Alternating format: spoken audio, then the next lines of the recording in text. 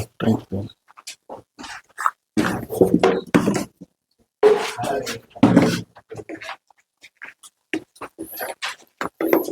কালি আছে তো, ঠিক আছে, আচ্ছা চল।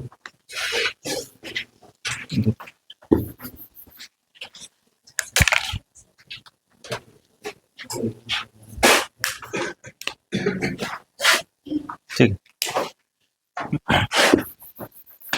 একদম বেশি বাকি নেই, 2-3টে ছোট ছোট টপিক বাকি আছে। তার মধ্যে প্রথমে যে ইম্পর্টেন্ট একটা জিনিস বলে দিই, সেটা হলো লাং ভলিউমস অ্যান্ড ক্যাপাসিটি।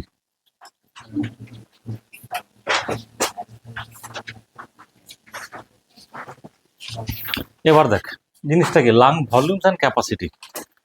এই যে আপনি ইন্সপিরেশন নিচে, এটা অ্যামাউন্ট অফ ভলিউম এয়ার ভিতরে যাচ্ছে, আবার যখন এক্সপিরেশন করছি কিছুটা ভলিউম বেরিয়ে আসছে। এই জিনিসটাকে বিভিন্ন টার্ম দিয়ে আমরা কিভাবে ডেসক্রাইব করতে পারি সেটাই আমরা দেখব, ঠিক আছে। এবার দেখ, আমি শ্বাস নিচ্ছি, শ্বাস ছাড়ছি, নর্মাল শ্বাস নিলাম, ছাড়লাম। এই যে নর্মাল শ্বাস ছাড়লাম, ধর এই ছাড়লাম, এই হচ্ছে ফুসফুস, ঠিক আছে, অ্যালভিওলাটা আমি দেখাচ্ছি। তাহলে যখন এয়ার আসছে তাহলে ভলিউম বাড়বে, ঠিক আছে। আর যখন এক্সপিরেশন করে এয়ার বেরিয়ে যাচ্ছে তাহলে কি ভলিউমটা কমবে। এরকম কখনো হয় না যে একবারে ফুসফুস থেকে পুরো হাওয়াটা এয়ারটা বেরিয়ে গেল, সেটা হয় না, ঠিক আছে। সবসময় কিছু না কিছু এয়ার থাকেই। তাহলে এই যে আমি নর্মাল এক্সপিরেশন করলাম, ঠিক আছে, সাপোজ আমি ইন্সপিরেশন নিলাম, ভলিউমটা এরকম আছে, আমি এক্সপিরেশন করলাম, তাহলে ভলিউমটা কমবে। এই যে নর্মাল এক্সপিরেশন করার পর লাংসের মধ্যে যে অ্যামাউন্ট অফ এয়ার থেকে যাচ্ছে সেইটাকে বলা হয় এফআরসি। আমি সব বুঝিয়ে বলবো, কোনো চিন্তা নেই, সব বুঝে যাবে। তাহলে নর্মাল এক্সপিরেশন করার পর এই যে আমি করলাম, ছাড়লাম, ঠিক আছে, তো কিছুটা অ্যামাউন্ট অফ ভলিউম তো লাংসে আছে, ওই যে ভলিউমটা সেটাকে বলা হয় এফআরসি, যার নাম হচ্ছে ফাংশনাল রেসিডুয়াল ক্যাপাসিটি। জিনিসটার মানে কি পরে আমি আসি, এটা এখন অনেক মানে ব্যাখ্যা করতে হবে, ঠিক আছে। তাহলে ফাংশনাল রেসিডুয়াল ক্যাপাসিটি জিনিসটা কি, the amount of air present in the lungs after normal expiration, মানে নর্মাল এক্সপিরেশন করার পর যে এয়ার বা যে ভলিউম লাংসের মধ্যে থেকে যাচ্ছে সেটাকে বলছি আমরা ফাংশনাল রেসিডুয়াল ক্যাপাসিটি। কথাটার মানে কি না কি সব পরে আসছে আমি।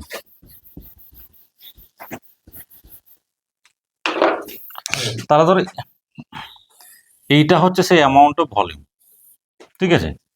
এই কোন ভলিউমটা নর্মাল এক্সপিরেশন করার পর ফুসফুসের মধ্যে যে ভলিউমটা থেকে যাচ্ছে সেটাকে বলছি আমরা এফআরসি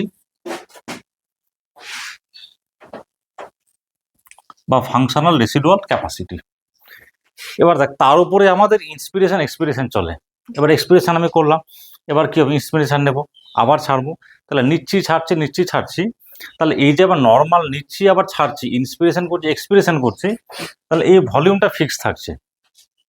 তাহলে যখন আমি ইন্সপিরেশন নেব তাহলে বেড়ে এতটা হবে, তাই তো। তাহলে এটা ছিল the amount of air present in the lung after normal expiration. তারপর আমি ইন্সপিরেশন নেব, ভলিউমটা কি বাড়বে। আবার যখন আমি নর্মাল মানে এক্সপিরেশন করব, ভলিউমটা কমে এইখানে আসবে। তাহলে এই ভলিউমটার উপরেই আমার রেসপিরেশনটা চলছে, তাহলে এইটা সবসময় লাংসের মধ্যে থাকছে। তাহলে যখন আমি নেব তাহলে এইটা বাড়বে, আর যখন ছাড়বো, এইটা প্রথম জিনিসটা বোঝার চেষ্টা কর, এই ছাড়লাম, তাহলে ফুসফুসের মধ্যে কিছুটা এয়ার আছে, ভলিউম আছে, সেটাকে আমরা কি বলছি, ফাংশনাল রেসিডুয়াল ক্যাপাসিটি। এবার নিলাম, বেড়ে এতটা হলো, আবার ছাড়লাম, আবার কোথায় এফআরসিতে নেমে আসছে, ঠিক আছে। তাহলে এই যে অ্যামাউন্ট অফ এয়ার যেটা হচ্ছে আমি ইন করছি ডিউরিং ইন্সপিরেশন আর আউট করছি ডিউরিং এক্সপিরেশন, তাহলে এটাকে কি বলা হয়, টাইডাল ভলিউম, টিভি বা টাইডাল ভলিউম।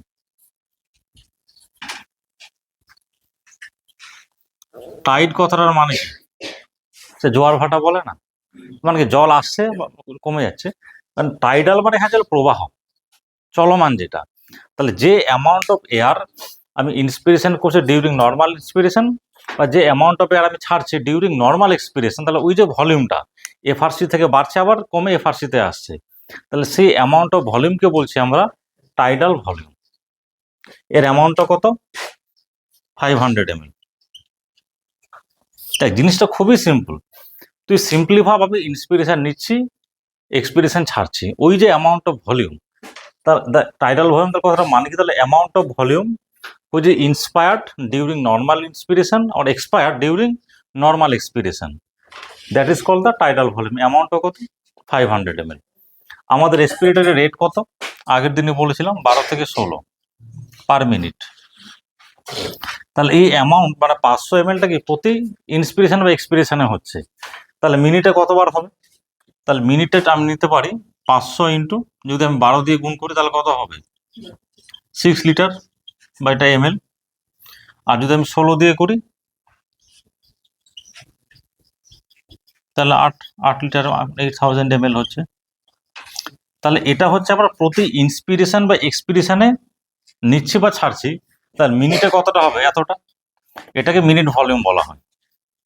এটা টাইডাল ভলিউম মানে প্রতি ইন্সপিরেশন বা এক্সপিরেশনে, আর মিনিট ভলিউম মানে প্রতি মিনিটে আমি কতটা নিচ্ছি কতটা ছাড়ছি। তাহলে প্রতি মিনিটে আমার যে রেসপিরেটরি রেট সেটা দিয়ে মাল্টিপ্লাই করলেই হয়ে গেল। এটাকে বলি আমরা মিনিট ভলিউম। মানে 1 মিনিটে আমি টোটাল কতটা এয়ার নিচ্ছি এবং কতটা ছাড়ছি। তাহলে সিম্পলি ওই প্রতিটাকে 500কে 12 বা 16 দিয়ে মাল্টিপ্লাই করলে যে ভ্যালুটা দাঁড়াবে সেটাই। তাহলে টাইডাল ভলিউম নিয়ে কোনো চিন্তা নেই। তাহলে টাইডাল ভলিউম সিম্পলি এই যে তোরা বসে আছিস, শ্বাস নিচ্ছিস আর ছাড়ছিস, ওই যে ভলিউম সেটাই হলো টাইডাল ভলিউম। এবার কি হতে পারে দেখ, এই আমি এক্সপিরেশন ছাড়লাম, তাহলে এখানে মানে লাংসের মধ্যে ভলিউম আছে, যেটাকে আমরা কি বলছি এফআরসি, ফাংশনাল রেসিডুয়াল ক্যাপাসিটি। তারপর কি করতে পারি, ইন্সপিরেশন নিলাম, নর্মাল এটা হয়ে গেল। এবার আমি আরো জোরে নিতে পারি, তো এটা আমার অটোমেটিক্যালি হচ্ছে, নিলাম। এবার জিনিসটা ভালো করার চেষ্টা করি, এই আমি ছাড়লাম, তাহলে কি এফআরসি ফাংশনাল রেসিডুয়াল ক্যাপাসিটি নিলাম। এবার আমি নর্মাল এফআরসি ছিল, আমি নর্মাল ইন্সপিরেশন করলাম, এই অবধি গেছি, আমি আরো এক্সট্রা এফোর্ট দিয়ে আমি আরো বেশি ভলিউম নিতে পারি আমি। এই জিনিস হয়ে গেল ইন্সপিরেশন। এবার আমি আরো জোরে নিচ্ছি ম্যাক্সিমাম ক্যাপাসিটি দিয়ে, যতটা আমার ক্যাপাসিটি আছে, তাহলে কি আরো বেশি করে ভলিউম যাবে। এটা দেখ, এইটা কিন্তু অটোমেটিক্যালি হচ্ছিল, এইটাকে আমার বিশেষ কিছু করতে হচ্ছে না। সেজন্য টাইডাল ভলিউম, যখন আমি এক্সট্রা এফোর্ট দিয়ে আরো বেশি এয়ার নিচ্ছি, একদম ম্যাক্সিমাম যতটা আমার ক্যাপাসিটি আছে, তাহলে কি আরো বেশি ভলিউম ভেতরে যাবে। ঠিক আছে, তাহলে সেই জিনিসটাকে আমরা কি বলতে পারি, আই আর ভি। আমি সব বুঝিয়ে বলছি। আই মানে ইন্সপিরেশন, ঠিক আছে, তাহলে ইন্সপিরেটরি মানে ইন্সপিরেশনের মাধ্যমে যেটা নিচ্ছি, আর মানে হলো রিজার্ভ, আর ভি ফর ভলিউম। এবার জিনিসটা বোঝার চেষ্টা কর, নামটা কি হলো ইন্সপিরেটরি রিজার্ভ ভলিউম। ইন্সপিরেটরি মানে কি আমি এক্সট্রা এফোর্ট নিচ্ছি, সেই জন্য ইন্সপিরেশন। রিজার্ভ কথাটা মানে কি, দেখ আমার যে বডিতে অক্সিজেন দরকার সেটা কিন্তু আমার এটাতে কাজ হয়ে যাচ্ছে, আর কিন্তু লাগছে না। তার মানে এই যে আমি এক্সট্রা খুব জোরে টানছি, এটা কিন্তু আমার কোনো কাজে লাগছে না, ওটা কি রিজার্ভে থাকবে আমার। ধর আমার 10 টাকা দিলে আমার বাজারটা হয়ে যাবে, এবার যখন 15 টাকা থাকে, মানে 5 টাকা বেশি, সেটা আমি রিজার্ভ পকেটে জমা থাকবে আমার, মানে ঘুরে আসবে। তাহলে তাহলে আমার মার্কেটে 10 টাকা নিয়ে গেলেই হয়ে যেত, তবু আমি 5 টাকা বেশি নিয়ে গেছি, আমি জানি আমার 10 টাকা তো হয়ে যাবে, তবু 5 টাকা বেশি নিয়ে গেছি, ওটা রিজার্ভে আমার থাকলো।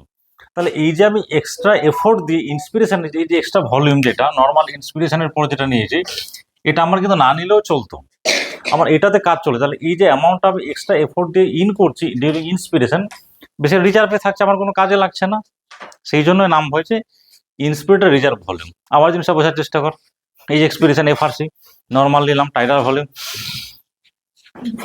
এটা হলো টাইডাল ভলিউম, আর এক্সট্রা এফোর্ট দিয়ে নিলাম, তাহলে এই অ্যামাউন্ট অফ ভলিউমটা আমার রিজার্ভে থাকছে, কোনো কাজে লাগছে না, আবার পরের বার বেরিয়ে যাবে। সেই জন্য নামটা হলো কি ইন্সপিরেটরি রিজার্ভ ভলিউম, মানে ইন্সপিরেশন করার পর যেটা আমার এক্সট্রা থাকছে। এর অ্যামাউন্টটা হচ্ছে মোটামুটি তোদের বই যেটা দিয়েছে 2500 ml থেকে 3000। বোঝা গেল? তাহলে নর্মাল ইন্সপিরেশন করার পর এক্সট্রা বা ম্যাক্সিমাম ইন্সপিরেটরি এফোর্ট দিয়ে যে অ্যামাউন্ট অফ ভলিউম লাংসের ভেতরে যাচ্ছে, দ্যাট ইজ ইন্সপিরেটরি রিজার্ভ ভলিউম। ইন্সপিরেটরি কথা আমার ইন্সপিরেশনের মাধ্যমে নিচ্ছি, রিজার্ভ কেন বলছে, ওটা কোনো কাজে লাগছে না, পরের বার আবার বেরিয়ে যাবে, রিজার্ভে থাকছে, সেই জন্য রিজার্ভ ভলিউম, কোনো কাজে লাগছে না ওটা আমার, সেই জন্য রিজার্ভ ভলিউম। আবার যখন আমি ছাড়বো বেরিয়ে যাবে সেটা। বোঝা গেল? জিনিসটা খুব সিম্পল, কিন্তু বইয়ে শুধু মানে ওই মুখস্থ করতে গেলে অনেক টাইম লেগে যাবে বা মাথায় ঢুকবে না। এইভাবে জিনিসটা বুঝবি, ভালো লাগবে। এটা হয়ে গেল। এবার দেখ, এবার কি হতে পারে। তাহলে যেমন আমি ইন্সপিরেশনটা এক্সট্রা এফোর্ট দিয়ে নিয়েছি, এক্সপ্রেশন বেশি করতে পারে। যেমন ধর এই যে নর্মাল এক্সপ্রেশন করলাম, তা নর্মাল এক্সপ্রেশন করার পর this amount of volume remains inside the lung, যেটাকে আমরা কি বলছি, ফাংশনাল রেসিডুয়াল ক্যাপাসিটি। কিন্তু আমি তো আরও ছাড়তে পারি। এবার দেখ, এই যে ছাড়লাম, তাহলে লাংসের মধ্যে কি এফআরসি, আরো জোরে ছাড়বো, আমি আরো ছাড়ছি, তাহলে আরো বেশিটা বেরিয়ে যাবে। তাহলে বেরিয়ে গেলে কি হবে, আরো কমবে তো, এই অ্যামাউন্টটা কমবে। তাহলে দেখ যে নর্মাল এক্সপিরেশন করার পর আমি এক্সট্রা এফোর্ট দিয়ে আরো এয়ারকে বের করে দিচ্ছি, বার করছি তো, তাহলে সেটার নাম কি হবে। আচ্ছা সরি, এইটার আমি ভুল দেখাচ্ছি। এই যে এক্সট্রা অ্যামাউন্ট অফ এয়ার আমি বের করে দিলাম কিভাবে, উইথ মানে ম্যাক্সিমাম এক্সপিরেটরি এফোর্ট, একদম জোরে শ্বাস দিয়ে বের করে দিলাম। তাহলে এবার দেখ, যখন আমি এই অ্যামাউন্ট অফ ভলিউমটা খুব এক্সট্রা এফোর্ট দিয়ে বের করে দিচ্ছি, তখনও কিন্তু লাংসের মধ্যে কিছুটা এয়ার থেকে যাচ্ছে। তখন কি মরে যাচ্ছে বা কোনো মানুষ মরে যায় না। তার মানে কি দেখ, এই যে এফআরসি আমি যেটাকে বলছিলাম, মানে এটাও কিন্তু আমার বাঁচার জন্য দরকার নেই, আমার বাঁচার জন্য এইটুকু দরকার ছিল, মানে এইটুকু হলে আমি বেঁচে যাব। তার মানে এই অ্যামাউন্ট অফ এয়ার এক্সট্রা ছিল বা আছে, তাহলে এটাকে আমরা কি বলতে পারি, ইআরভি, এক্সপিরেটরি রিজার্ভ ভলিউম।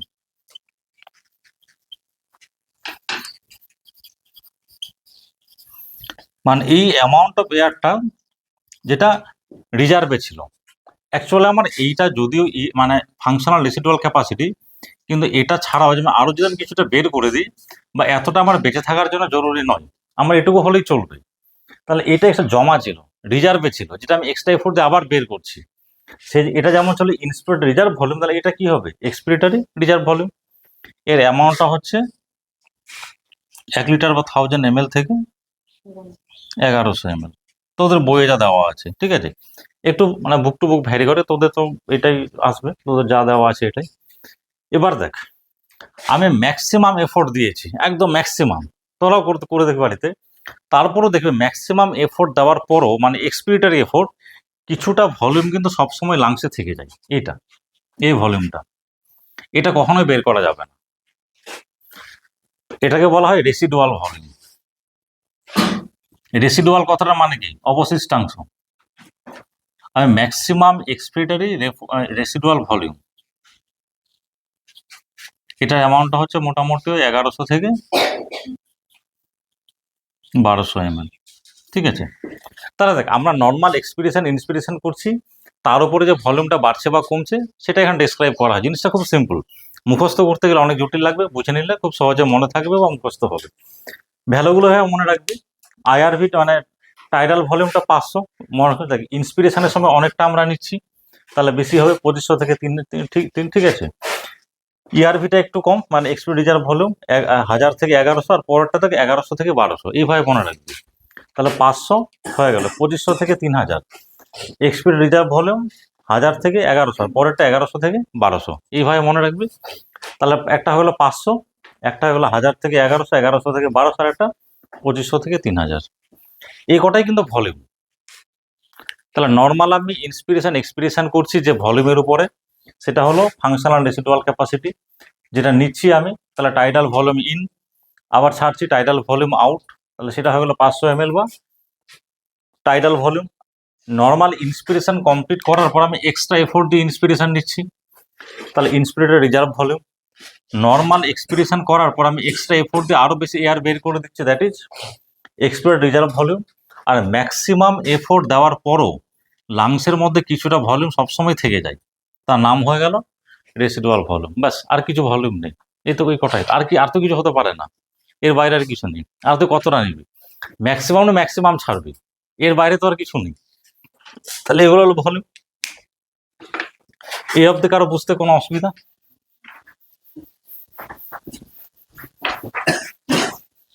এবার হচ্ছে দুটো ভলিউমকে অ্যাড করলে সেটা হয়ে যাবে ক্যাপাসিটি। দুটো ভলিউমকে অ্যাড করব, তাহলে সেটা কি হয়ে যাবে, ক্যাপাসিটি। এবার দেখ, ইন্সপিরেশনে আমি কতটা নিয়েছি, এতটা। এইটা হচ্ছে আমার টাইডাল ভলিউম, ইন লিখলাম, আই ফর ইন্সপিরেশন, এটা আমি নিচ্ছি। আর ম্যাক্সিমাম এফোর্ট দিয়ে আরো ইন্সপিরেশন কতটা নিয়েছে, এটার নাম কি আইআরভি, ইন্সপিরেটর যার ভলিউম। তাহলে এবার দেখ, নর্মাল এয়ার নিলাম, আবার ম্যাক্সিমামটা নিচ্ছি, তাহলে এর বাইরে বেশি আমি নিতে পারবো না, ঠিক আছে। তাহলে টাইডাল ভলিউম ইন প্লাস হচ্ছে ইন্সপিরেট রিজার্ভ ভলিউম, এটা দুটো ভলিউম হয়ে গেল। দুটো ভলিউমকে অ্যাড করলে আমি কি দেখ, এটা আমার কি, এইটা হচ্ছে আমার ম্যাক্সিমাম ইন্সপিরেশন নেওয়ার ক্যাপাসিটি, এর বেশি তো আমি নিতে পারবো না। এই যে নর্মাল নিলাম টাইডাল ভলিউম, আরও নিলাম আইআরভি, এর থেকে বেশি তো আমি ইন্সপিরেশন করতে পারবো না, এটাই ম্যাক্সিমাম। তাহলে এটাই হচ্ছে আমার কি ইন্সপিরেটরের ক্যাপাসিটি, মানে দুটো ভলিউমকে অ্যাড করলে ক্যাপাসিটি হয়, ঠিক আছে। তাহলে একটা ভলিউম হচ্ছে নর্মাল ইন্সপিরেশন, আর একটা হলো ম্যাক্সিমাম ইন্সপিরেশন, তাহলে দুটো মিলেই হয়ে গেল কি আইসি, দ্যাট ইজ ইন্সপিরেটরি ক্যাপাসিটি।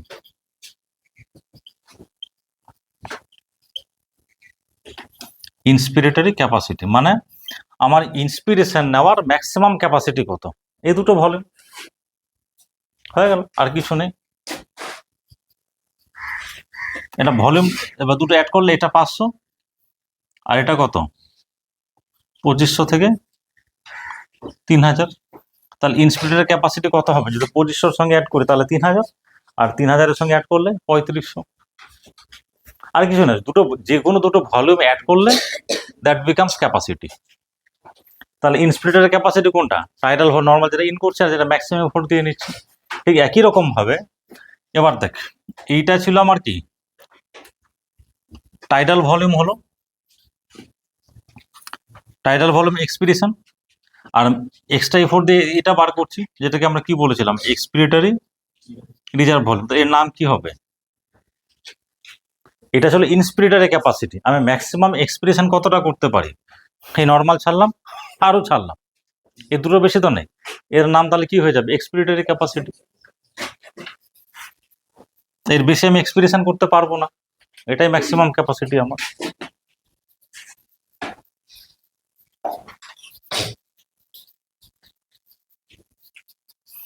এই জিনিসটা মাথায় থাকলে তো নিজে নিজে বের করে নিতে পারবি, আর কিচ্ছু নেই।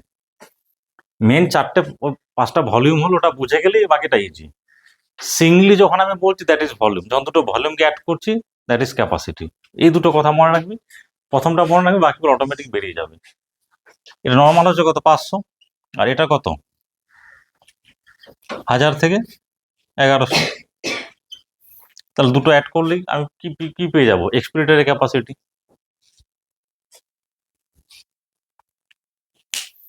এই অব্দি বুঝতে কোনো অসুবিধা নেই, না থাকারই কথা। এবার আরেকটা জিনিস দেখ, ছবিটা আমি এখানে একবার এখানেই এখানে নতুন করে দিচ্ছি। এটা হচ্ছে কি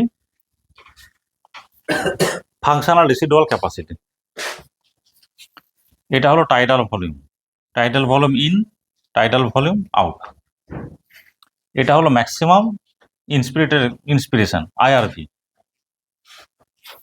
আবার এক্সট্রা এক্সপিরেশন করেছে, এটা রেসিডুয়াল ভলিউম, এটা কি হলো ইআরভি,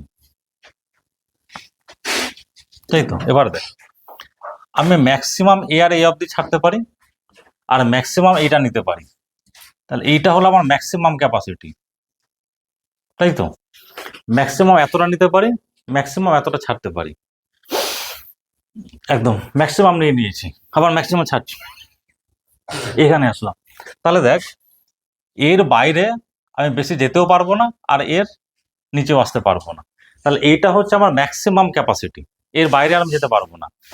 এই ক্যাপাসিটি কেন রাখা হয়েছে, তাহলে এবার দেখ, ওটা পরে আসছি আমি। তাহলে এই যে ম্যাক্সিমাম নিতে পারছে, ম্যাক্সিমাম ছাড়ছি, তাহলে এর মধ্যে কোনটা কোনটা জিনিস আসলো দেখ। প্রথমটা আছে কি ইআরভি নিতে পারি, এখান থেকে আমি এক্সপিরেট রিজার্ভ ভলিউম প্লাস এখানে টাইডাল ভলিউম প্লাস হচ্ছে আইআরভি, এটার নাম তাহলে কি হবে ভাইটাল ক্যাপাসিটি, এটার নাম হয়ে গেল ভিসি বলতে পারি আমরা, বা ভাইটাল ক্যাপাসিটি।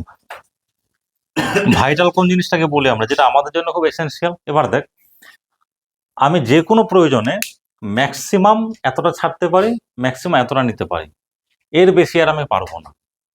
তাহলে আমার লাইফ যদি সাস্টেন করতে, এবার দেখ এই যে রিজার্ভ ভলিউমগুলো কেন রাখা হয়েছে, আমরা বাড়িতে টাকা জমিয়ে রাখি কেন? যখন দরকার সেখানে খরচা করব। এখন আমরা নর্মাল শ্বাস নিচ্ছি, কিছু বুঝতে পারছি না, এখন শ্বাসকষ্ট শুরু হোক। একটা মানুষ অনেক লম্বা জোরে লম্বা ছাড়ে, কখনো এরকম হয় যে শ্বাস নিতে অসুবিধা হয়, তাহলে মানুষটা কি করবে? খুব জোরে নেওয়ার চেষ্টা করবে। আবার কোনো মানুষের এরকম হয় যে নিতে কোনো অসুবিধা হচ্ছে না, ছাড়তে অসুবিধা হচ্ছে, তাহলে সে কি করবে? ম্যাক্সিমাম এফোর্ট দিয়ে ছাড়ার চেষ্টা করবে। এখন আমাদের কারো রেসপিরেটরি প্রবলেম হয়নি, আমরা কিছু বুঝতে পারছি না, কিন্তু একটা মানুষের যখন রেসপিরেটরি ডিজিজ হয়, ঠিক আছে, যে নর্মাল হয়, খুব মানে নর্মাল অক্সিজেন হচ্ছে না, বেশি নিতে হলে ম্যাক্সে কি করবে? দেখবে যখন মানুষের শ্বাসকষ্ট হয়েছে, খুব হয় জোরে নিচ্ছে বা জোরে ছাড়ছে, যে কোনো একটা প্রবলেম হয়। তাহলে এই যে ক্যাপাসিটিগুলো রাখা হয়েছে, যাতে করে যখন কোনো ডিজিজ হবে আমরা ম্যাক্সিমাম নিয়ে নিজেকে বাঁচিয়ে রাখতে পারি। এটা হচ্ছে রিজার্ভ, মানে এগুলো হচ্ছে আমাদের বডিতে একটা মানে কম্পেনসেটরি মেকানিজম রাখা আছে। এখন কোনো অসুবিধা হচ্ছে না, আজকে বাড়িতে আমি 5 টাকা 10 টাকা করে অনেক টাকা জমি রেখেছি, কিছু নেই, কিন্তু কালকে হতে পারে সেটা আমার দরকার হবে। তাহলে এই যে ক্যাপাসিটিগুলো রাখা হয়েছে এক্সট্রা, এটা হচ্ছে যাতে আমাদের প্রয়োজন মতো আমরা ব্যবহার করতে পারি। তাহলে দেখ, আমাদের জীবনকে বাঁচিয়ে রাখার জন্য টোটাল ম্যাক্সিমাম যে capacity, that is the vital capacity, এটা আমাদের লাগবে, এটা থাকতেই হবে, তার বাইরে আর যেতে পারবো না। সেই জন্য এই 3টে জিনিসের নাম দেওয়া হয়েছে কি? Vital capacity. এই অবধি আমরা চালিয়ে নিতে পারবো, তারপর ডাক্তার কাছে যেতে হবে, অক্সিজেন নিতে হবে, ডিজিজটাকে সারাতে হবে, সেটা তো আছে। তাহলে টাইম দেবে আমাকে ট্রিটমেন্ট। যদি এরকম থাকতো যে আমি এর বেশি নিতে পারছি না, সারতেও পারছি না, তাহলে তো মানুষের শ্বাসকষ্ট হলে সে ডাক্তারে যাওয়ার আগে সে মারা যেত। তাহলে ডাক্তারের কাছে যাওয়ার আগে বা চিকিৎসা শুরু করার আগে নেচার অটোমেটিক আমাদের মধ্যে কিছু ক্যাপাসিটি দিয়ে রেখেছে আমাদের লাইফটাকে সাস্টেন করার জন্য। সেই জন্য এর নাম হচ্ছে কি? Vital capacity. এর বেশিও যেতে পারবো না, কমও, তার আগে ডাক্তার কাছে যেতে হবে, ট্রিটমেন্ট করতে হবে। তাতেও যদি ঠিক না হয়, তাহলে আলটিমেটলি পেশেন্ট মারা যাবে, ভেন্টিলেশন দিতে হবে, তারপর হয়তো বাঁচতে পারে, নাও বাঁচতে পারে, সেটা পরের ব্যাপার। তাহলে ভাইটাল ক্যাপাসিটি বোঝা গেল, ঠিক আছে। তাহলে দেখুন, ভাইটাল ক্যাপাসিটির মধ্যে সবগুলো এসে গেছে, আইআরভি, টাইডাল ভলিউম, ইআরভি। তাহলে শুধু পড়ে থাকলো রেসিডুয়াল ভলিউম। তাহলে এর সাথে যদি রেসিডুয়াল ভলিউমটা অ্যাড করে দিই আমি, তাহলে কি হলো? Total lung capacity. লাংসের ক্যাপাসিটি কতটা?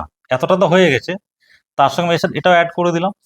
তাহলে ভাইটাল ক্যাপাসিটির সাথে যদি আমি রেসিডুয়াল ভলিউম অ্যাড করে দিই, বা সবগুলো অ্যাড করে দিই, ভাইটাল ক্যাপাসিটির সাথে রেসিডুয়াল ভলিউম অ্যাড করতে পারি, বা আমি উল্টোটাও বলতে পারি, ইআরভি, টাইডাল ভলিউম আর আইআরভি প্লাস হচ্ছে রেসিডুয়াল ভলিউম।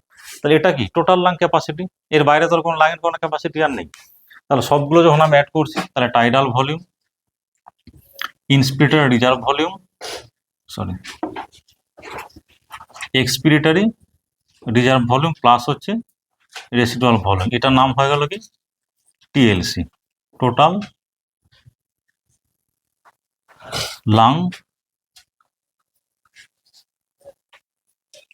ক্যাপাসিটি হয়ে গেল, আর কিছু নেই।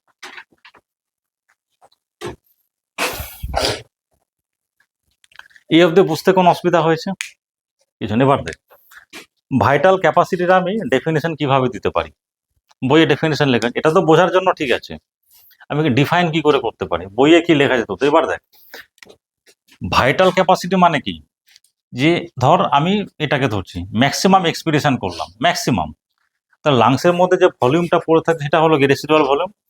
তাহলে ম্যাক্সিমাম এক্সপিরেশন করার পর আমি যতটা ম্যাক্সিমাম ইন্সপিরেশন করতে পারি, দ্যাট ইজ ভাইটাল ক্যাপাসিটি। বা উল্টোটাও বলতে পারি যে ম্যাক্সিমাম ইন্সপিরেশন আমি নিলাম, তারপরে আমি ম্যাক্সিমাম যতটা ছাড়তে পারি, সেটাই হলো ভাইটাল ক্যাপাসিটি। তাহলে ভাইটাল ক্যাপাসিটি আমি দুরকম বলতে পারি, একটা হচ্ছে নর্মাল এক্সপিরেশন করার পর আমি যতটা ম্যাক্সিমাম এয়ার নিতে পারবো, বা ম্যাক্সিমাম নেওয়ার পর ম্যাক্সিমাম যতটা ছাড়তে পারবো। দুটোই ভাইটাল ক্যাপাসিটি দুভাবেই লেখা আছে, অর করে দেওয়া আছে, যে ম্যাক্সিমাম কতটা নিতে পারছে, ম্যাক্সিমাম কতটা ছাড়তে পারছে, দুটো তো সেম। আমি যদি এখান থেকে শুরু করি এখানে, সেটাই এটাই হবে, আর এখান থেকে যেখানে আসে তাহলে সেটাই হবে। তাহলে ভাইটাল ক্যাপাসিটি দুভাবে ডিফাইন করতে পারি, যে ম্যাক্সিমাম কতটা নিতে পারছি, ম্যাক্সিমাম কতটা ছাড়তে পারছি। সেই জন্য দেখবে দুটোই অর করে ডেফিনেশন তোদের বইয়ে দেওয়া আছে, আর কিছু নেই, হয়ে গেল। এবার তোদের যেটা আসবে, ডেফিনেশন আসতে পারে, ডাইরেক্টলি ভ্যালু আসতে পারে, বা হয়তো বলে দেবে টোটাল লাং ক্যাপাসিটি এটা, রেসিডুয়াল ভলিউম এটা আছে, তাহলে ভাইটাল ক্যাপাসিটি কত, ওই জিনিসগুলো মাথায় থাকলে অটোমেটিক বের করে নিতে পারবে, ঠিক আছে। একটা আমি সিম্পল ডায়াগ্রাম করে দিচ্ছি, এটা একদম সবসময় মাথায় লিখে রেখে দিবি, বারবার দেখবি। এইটা হচ্ছে এফআরসি, ফাংশনাল রেসিডুয়াল ক্যাপাসিটি, ঠিক আছে।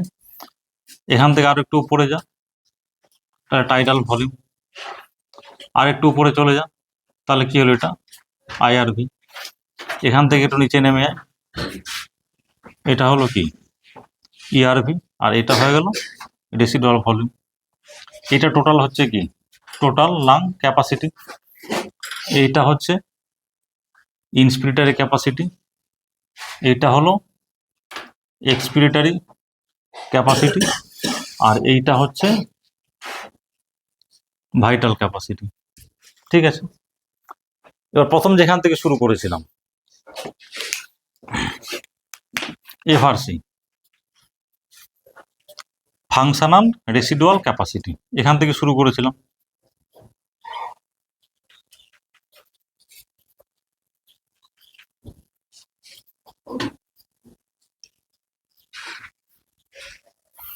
দেখ, ফাংশনাল কথাটা মানে কি কার্যকরী বা এফেক্টিভ, রেসিডুয়াল মানে যেটা অবশিষ্ট, ক্যাপাসিটি মানে ক্যাপাসিটি, দুটো মানে ভলিউমের এক। এবার দেখ, এইটাকে বলছি আমি ফাংশনাল রেসিডুয়াল ক্যাপাসিটি, মানে কার্যকরী অবশিষ্ট অংশ। তার মানে কি, দেখ আমি নর্মাল এক্সপিরেশন করলাম, তাহলে যে অ্যামাউন্ট অফ ভলিউম লাংস থেকে যাচ্ছে সেটা তো ফাংশনাল রেসিডুয়াল ক্যাপাসিটি। এবার দেখ, এর মধ্যে দুটো জিনিস আছে, একটা কি আছে residual volume plus expiratory reserve volume. তাহলে residual volume and expiratory reserve volume, এই দুটো মিলিয়ে হচ্ছে আমার, মানে দুটো ভলিউম অ্যাড করেছে বলে ক্যাপাসিটি। এবার দেখ, ফাংশনাল রেসিডুয়াল মানে এফেক্টিভ বা কার্যকরী অবশিষ্ট অংশ। যখন আমি নর্মাল এক্সপিরেশন করছি, এই যে নর্মাল এক্সপিরেশন করলাম, তাহলে এই অ্যামাউন্ট অফ ভলিউম লাংসের মধ্যে থাকছে, তাহলে এইটা হচ্ছে আমাকে, এটা রেসিডুয়াল ক্যামেরা দুটোই তো অবশ্যই নর্মাল এক্সপ্রেশন করার পর তো এটাতে পড়ে থাকবে, সেই জন্য রেসিডুয়াল। ফাংশনাল আমরা কার্যকরী, তারপরে দেখ আমাকে যদি এক্সট্রা এফোর্ট দিয়ে আমি ছাড়ি তাহলে কিন্তু বেশিক্ষণ থাকতে পারবো না, আবার তাড়াতাড়ি নিতে হবে। তাহলে আমার নর্মাল বা এফোর্ট দিয়ে বা খুব কমফোর্টেবলি বেঁচে থাকার জন্য আমার এটা কিন্তু সবসময় লাংসের মধ্যে থাকতে হবে। এটা আমি এক্সট্রা বের করে দিচ্ছি এফোর্ট দিয়ে, সেটা আলাদা জিনিস, কিন্তু আমার নর্মাল ফাংশনাল কিন্তু এটা থাকতেই হবে। এটা থাকলে কি হবে, আমি কোনো বুঝতে পারছি এটা নর্মাল এক্সপিরেশন হচ্ছে। তাহলে এই যে দুটো ভলিউম, মানে আফটার দ্য নর্মাল এক্সপিরেশন, তাহলে এফআরসি ডেফিনেশনটা কি হলো, the amount of volume present in the lung after normal expiration. Normal expiration করার পর লাংসের মধ্যে যে ভলিউমটা থেকে যাচ্ছে সেটাই হলো ফাংশনাল রেসিডুয়াল ক্যাপাসিটি। তার মধ্যে দুটো জিনিস আছে, একটা রেসিডুয়াল ভলিউম আর একটা এক্সপিরেটরি রিজার্ভ ভলিউম। তাহলে এফআরসিটাও জিনিস বোঝা হয়ে গেল, কি জিনিস বোঝা গেল কিনা, যে এই অ্যামাউন্ট অফ ভলিউম যদি আমার লাংসের মধ্যে থাকে আমার লাইফটা কমফোর্টেবলি চলবে। কারণ কি, দেখ নর্মাল এক্সপিরেশন করলাম, এবার আমি জোরে যদি ছাড়ি আমি কিন্তু বেশিক্ষণ রাখতে পারবো না, আবার আমাকে নিতে হবে। ঠিক আছে, তাহলে এই যে নর্মাল যে ভলিউম, যেটা আমার লাংসের মধ্যে থাকলে আমার কোনো প্রবলেম হচ্ছে না, সেই জিনিসটাই হলো ফাংশনাল রেসিডুয়াল ক্যাপাসিটি। দুটো ভলিউমের একটা হলো রেসিডুয়াল ভলিউম, একটা এক্সপিরেটরি রিজার্ভ ভলিউম। এবার আগের দিন একটা কথা বলেছিলাম যখন পড়িয়েছিলাম আগের ক্লাসে, এই যে আমরা এয়ারগুলো নিচ্ছি বা ছাড়ছি এগুলো কিন্তু মেজার করা যায়। একটা জিনিস আছে, ওর নাম হচ্ছে স্পাইরোমেট্রি।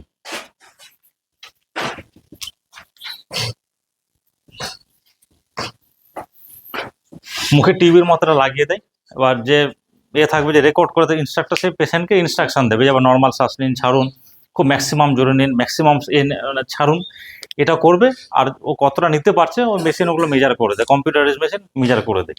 ওই যে মেশিনটা তারই নাম হচ্ছে স্পাইরোমেট্রি, মানে স্পাইরোমেট্রি করে আমি এই লাং ভলিউমগুলো মেজার করতে পারি। এবার দেখ,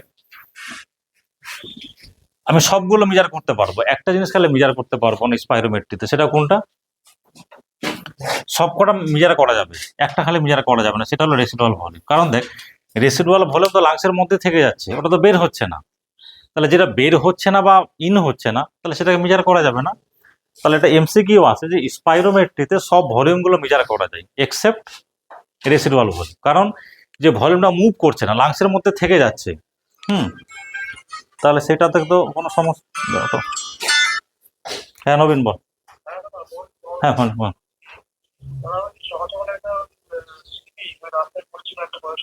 হ্যাঁ, কে নিয়ে এসছে, বাড়ির লোক না পুলিশ? আচ্ছা, সিভিক নিয়ে এসছে, হ্যাঁ হ্যাঁ। মানে ব্রড ডেট কি না পেশেন্ট? আচ্ছা, হ্যাঁ, হুম হুম, আননোন করে তো অ্যাডমিশন, হ্যাঁ আননোন অ্যাডমিশন করে পুলিশকে সেটা মানে দায়িত্ব দিয়ে দেয়, ওরা বাড়ির লোক আননোন করে ভর্তি করতে হবে, তো কোনো উপায় নেই। হ্যাঁ হ্যাঁ, আননোন করে। ওদের ওদের নাম নিয়ে, হ্যাঁ সিপি না না দিয়ে দে, কারণ না ব্রড বাই লিখে দে, ব্রড বাই। হ্যাঁ হ্যাঁ ব্রড বাই, হ্যাঁ ঠিক আছে, হ্যাঁ হ্যাঁ ঠিক আছে। তাহলে বোঝা গেল কোথায় ছিলাম। হ্যাঁ, তাহলে দেখ যে ভলিউমটা মুভ, কারণ এই দেখ এই যে রেসিডুয়াল ভলিউম, এটা তো মুভ করছে না, লাংসের মধ্যে সবসময় থেকে যাচ্ছে, তাহলে যেটা মুভ করবে না সেটা মেজার করতে পারবো না। তাহলে সিম্পল একটা এমসিকিউ, সেটা হলো যে স্পাইরোমেট্রিতে all volume can be measured except, অ্যান্সারটা কোনটা হবে দেখবি, এটা দেওয়া থাকবে, মেরে দেবে রেসিডুয়াল ভলিউম। ঠিক আছে, এই অবধি হয়ে গেল, কোনো সমস্যা নেই, এটা হয়ে গেল। ঠিক আছে, বুঝতে পেরেছিস তো?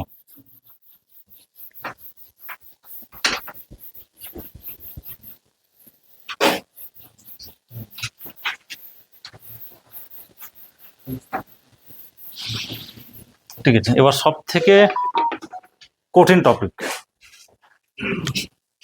Regulation of respiration.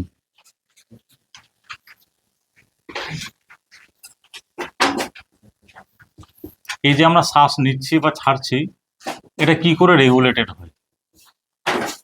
এটা এমবিবিএস কারিকুলামে সব থেকে জটিল টপিক, মানে আমাদের বুঝতে বুঝতে তো মাথার চুল চলে গেছে।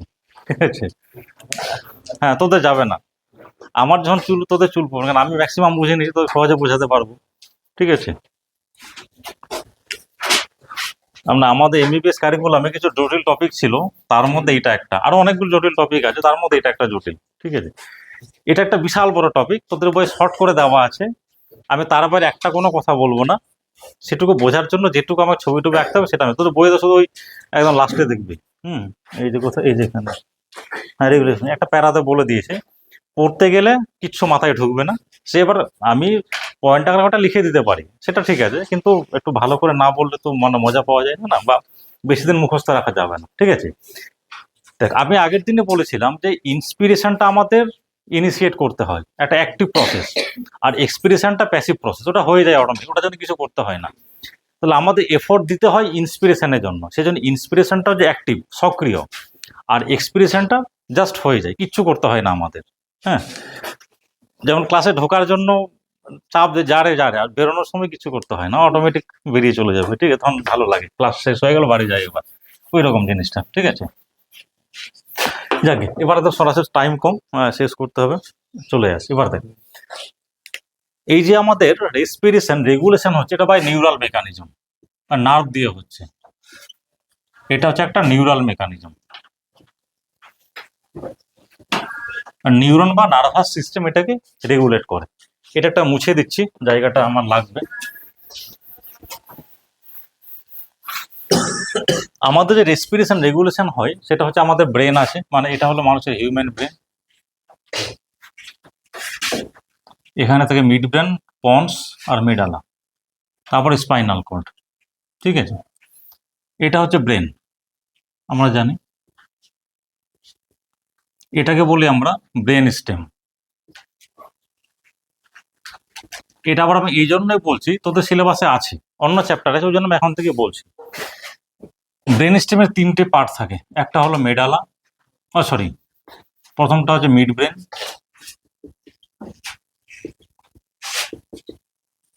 এটা হচ্ছে পন্স, এটা হচ্ছে medulla.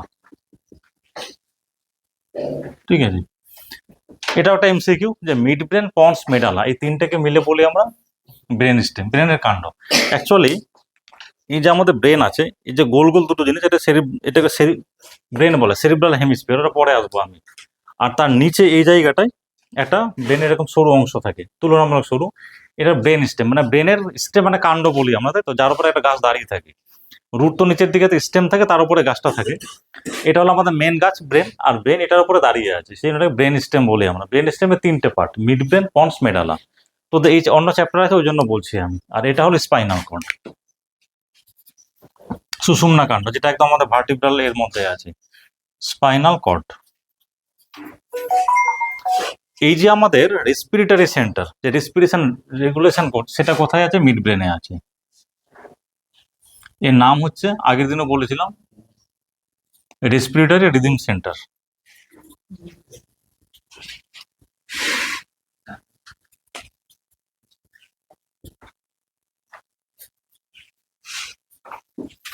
Respiratory rhythm centre, RRC। ঠিক আছে, তাহলে দেখ আমাদের যদি বল আমাদের রেসপিরেশনকে নিয়ন্ত্রণ করছে ব্রেন। ব্রেনের কোন পার্টটা? মেডালা। মেডালার কোন পার্টটা? Respiratory rhythm centre. এই মেডালাতে আরো, এটা যেমন রেসপিরেটরি সেন্টার, যে আমরা আমাদের হার্ট চলছে, হার্ট তো অটোমেটিক চলছে, কখনো মানে হার্টের বাড়ছে কোন জায়গায় কিছু হচ্ছে, সে হার্টকে কন্ট্রোল করার সেন্টারটা কোথায় আছে? মেডালাতে আছে। এই যে আমাদের গ্যাস্ট্রিক মানে জিআই, পেটের যে ফাংশনগুলো নিয়ন্ত্রণ হয়, যে নার্ভাস সিস্টেম, সেটা কোথায় আছে? মেডালাতে আছে। এটা আমি এই জন্য এখানে এই চ্যাপ্টারে বলার দরকার ছিল না। যখন আমি নার্ভাস সিস্টেম পড়াবো, যখন পড়বি দেখবি সেখানে মেডালার কি কাজ।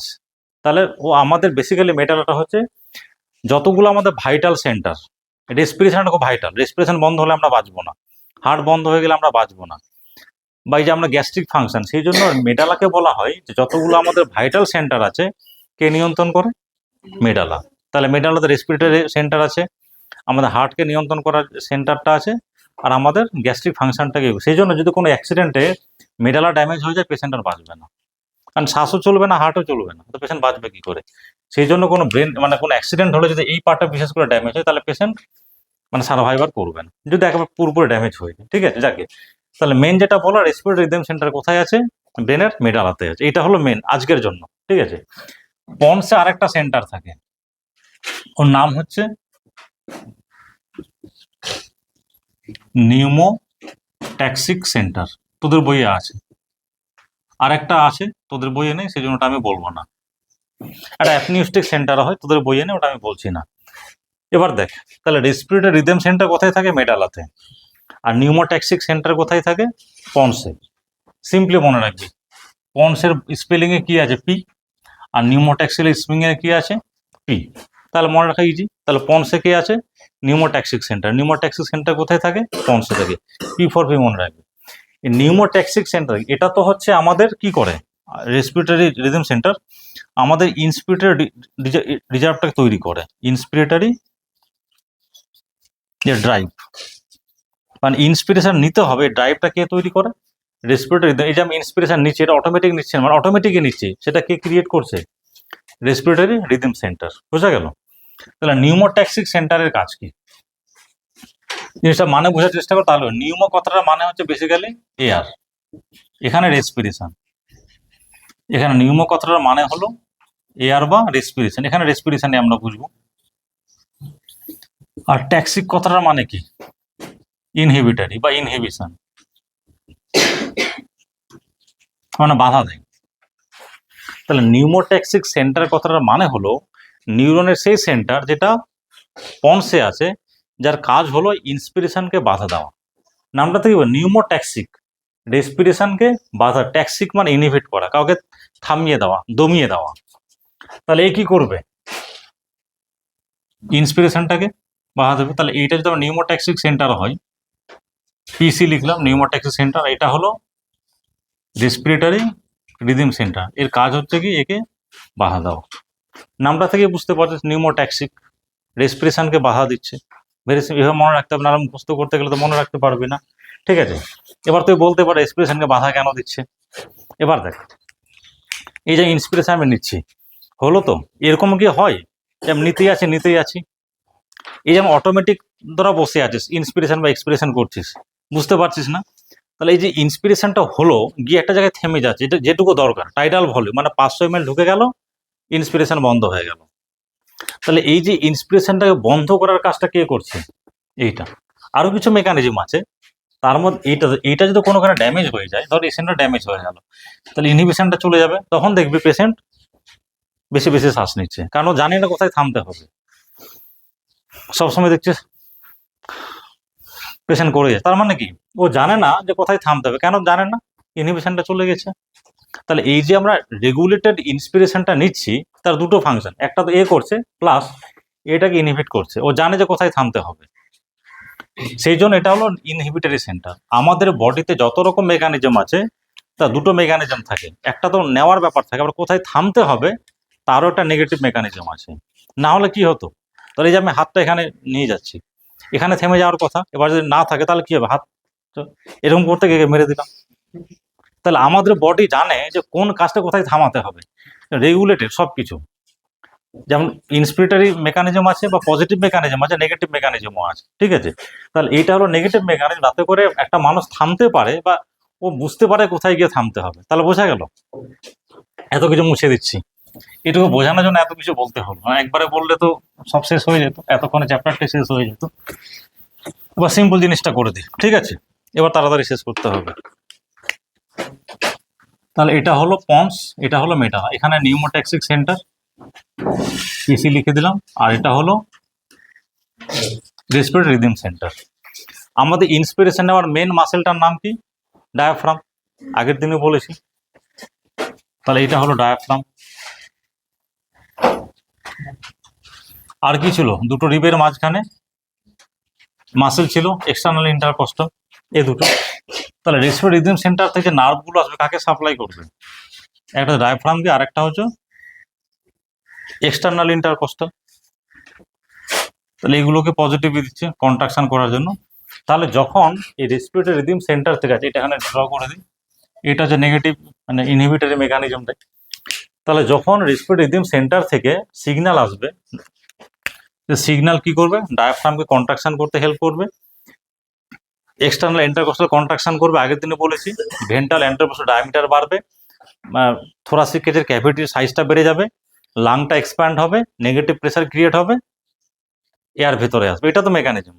তাহলে ওই কাজটাই, তাহলে সিম্পলি এ কি করছে? দুটো জিনিসকে হেল্প করছে, ডায়াফ্রামকে কন্ট্রাকশন করতে হেল্প করছে, আর এক্সটার্নাল ইন্টারকস্টালকে কন্ট্রাকশন করতে হেল্প করছে। আগের দিনে বলেছিলাম যখন রেগুলেশন অফ রেসপিরেশন, যে এটা কন্ট্রাকশন করছে। এই যে কন্ট্রাকশন করা যে সিগন্যালটা কে দিচ্ছে?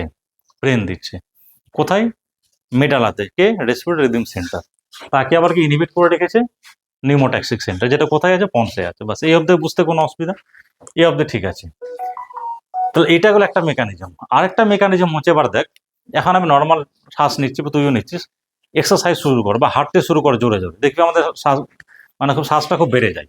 তার কারণটা কি? এবার দেখ, যখন আমার এক্সারসাইজ করছে বেশি জোরে ছুটছি, তার মানে কি? আমার মাসেলের কন্ট্রাকশন বেশি হচ্ছে, বডিতে ক্যাপাসিটি বেড়ে গেছে, মানে কাজ করার বেশি কাজ করতে হচ্ছে। মাসেলের বেশি কাজ করতে হলে বেশি এনার্জি দরকার, এটিপি দরকার। এটিপি থেকে তৈরি হয়? গ্লুকোজ থেকে মেনলি, আরো অনেক মেকানিজম আছে। এটিপি তৈরি করতে গেলে কি লাগে? অক্সিজেন লাগে।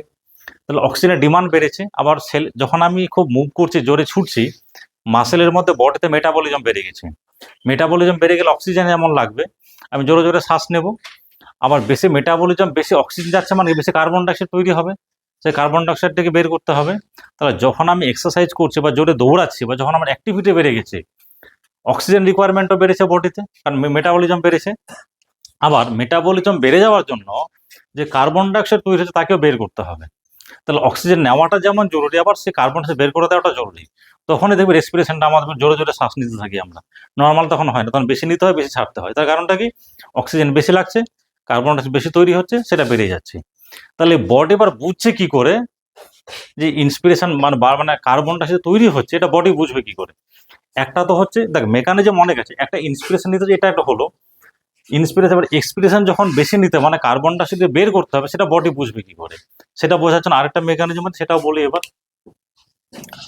এই হচ্ছে আমাদের হার্ট, এখানে হার্ট আছে। খুব সিম্পল ডায়াগ্রাম করছি। এখান থেকে এয়ারটা তৈরি হয়, যে এয়ারটা গোটা গোটা বডিকে সাপ্লাই করে, মানে ব্লাড দেয়। এবার দেখ, এখানে হার্টটা আছে, এখান থেকে এয়ারটা এইভাবে নামছে, এভাবে উঠছে, নামছে। এবার আমাদের বডিতে সব জায়গাতে ব্লাড সাপ্লাই দরকার। তাহলে মেন ব্লাডটা বেরোচ্ছে হার্ট থেকে, মানে লেফট ভেন্ট্রিকল থেকে, অক্সিজেনেটেড ব্লাড তৈরি, সেটা গোটা বডিতে ছড়িয়ে দিতে হবে। তাহলে একটা যখন আর্চ আউট বেরোচ্ছে, নিচের দিকে নামবে, গোটা বডিতে সাপ্লাই দেবে, অনেক ব্রাঞ্চ আছে। এই যে আমাদের হেড নেক রিজন, এখানেও ব্লাড সাপ্লাই দরকার।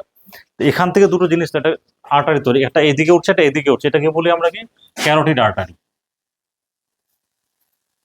এটাকে বলি আমরা ক্যারোটিড আর্টারি।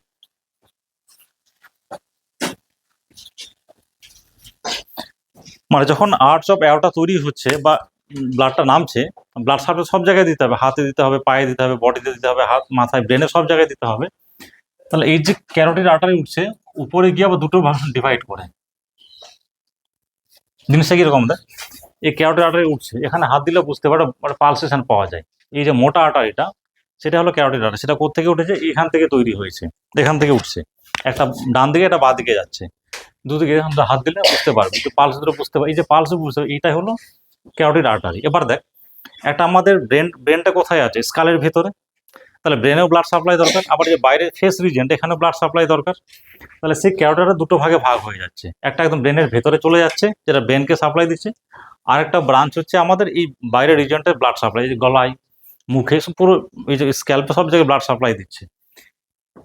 এই যে আর্চ অফ অ্যাওর্টা, এখানে কিছু রিসেপ্টার সেন্সার আছে, আর যেখানে ক্যারোটিড আর্টারি ডিভাইড হলো সেখানে কিছু রিসেপ্টার আছে আর্টারির গায়ে। এরা কি করে সবসময়, এরা কি মানে এখান দিয়ে তো ব্লাড যাচ্ছে, তো এই রিসেপ্টার গুলো আর্টারির ওয়ালে আছে, এখানেও আছে। এরা কি করে সবসময় ব্লাডের কম্পোজিশনটাকে চেক করে, দেখে যে ব্লাডে কার্বন ডাইঅক্সাইড কতটা আছে, এরা সবসময় চেক করে। সেই জন্য এদেরকে বলা হয় কেমো রিসেপ্টার। তোদের বইয়ে লেখা আছে কথাটা কেমো রিসেপ্টার। কেমো মানে কি কেমিক্যাল, আর রিসেপ্টার কথা মানে গ্রাহক। তাহলে যে গ্রাহকগুলো সবসময় ব্লাডের কেমিক্যাল কম্পোজিশনটাকে চেক করছে, যে ব্লাডে কার্বন ডাইঅক্সাইড কতটা আছে আর হাইড্রোজেন আয়ন কতটা আছে। এটা কি পরে আমি এক্সপ্লেন করছি। এরা সবসময় চেক করে, এবং এখান থেকে দুটো নার্ভের কানেকশন আছে, কারণ সিগন্যাল তো পাঠাতে হবে অ্যাওর্টাতে প্লাস ক্যারোটিড আর্টারিতে। যে জিনিসগুলো বসে কেমিক্যাল রিসেপ্টরগুলো বসে আছে কেমো রিসেপ্টর, তারা চেক করছে ব্লাডে কার্বন ডাইঅক্সাইড কত, হাইড্রোজেনের কনসেন্ট্রেশন কত, বা সেই ইনফরমেশন তো দিতে হবে ব্লাডকে, মানে ব্রেনকে। এরা কি করে, এবার এইখানে গেল, এখানে একটা এরিয়া আছে, এটাকে বলা হয় ওই একই ব্যাপার কেমো রিসেপ্টর এরিয়া। এগুলো কেমো রিসেপ্টর, এটাকে বলি আমরা কেমো রিসেপ্টর এরিয়া। তখন এখান থেকে আরেকটা নিউরন একে সাপ্লাই মানে ইনফরমেশন দেয়। তার মানে দেখ, একটা তো নার্ভের মাধ্যমে মাসেলকে কন্ট্রাকশন করছে যে ইন্সপিরেশন নেওয়ার জন্য।